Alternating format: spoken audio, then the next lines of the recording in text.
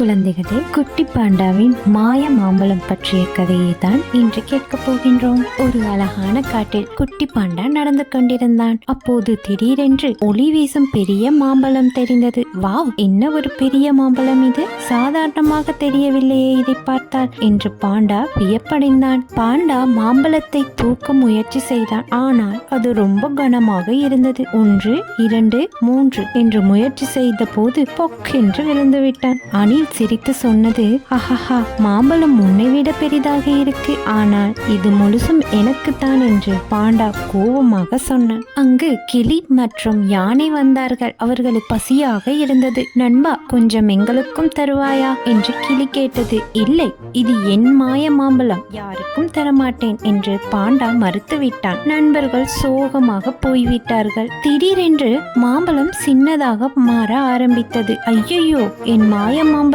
சின்னதாக ஆகுகின்றது என்று பாண்டா பதறி போனார். கிளி சொல்லிக் கொண்டது, இந்த மாய மாம்பழம் பகிர்ந்தால் மட்டும்தான் பெரிதாக மாறும், பகிராமல் வைத்தால் மாயம் மறைந்து போய்விடும் என்று எச்சரிக்கை விடுத்தது. பாண்டாவுக்கு புரிந்துவிட்டது. சரி, நான் பகிர்ந்து கொள்கிறேன் என்று சொல்லி மாம்பழத்தை வெட்டி நண்பர்களுடன் பகிர்ந்து சாப்பிட்டது. அதிசயம், மாம்பழம் மீண்டும் பெரிதாக மாறிவிட்டது. வாவ், உண்மையிலேயே மாய மாம்பழம் தான் என்று அணில் கதிவிட்டது. பகிர்ந்து உண்டால்தான் சந்தோஷம் அதிகம் என்று யானை சொன்னது. இனிமேல் எல்லோருடனும் பகிர்ந்துதான் உண்ணுவேன் என்று பாண்டா சந்தோஷத்துடன் சொன்னார். குழந்தைகளே, குட்டி பாண்டா கற்றுக்கொண்ட பாடம் என்ன தெரியுமா? பகிர்வதில் தான் உண்மையான சந்தோஷம் இருக்கின்றது. உங்க நண்பர்களுடனும் இந்த கதையை பகிர்ந்து கொள்ளுங்க. லைக் பண்ணுங்க, சப்ஸ்கிரைப் பண்ணுங்க. மீண்டும் புதிய கதையில் சந்திப்போம். Bye by.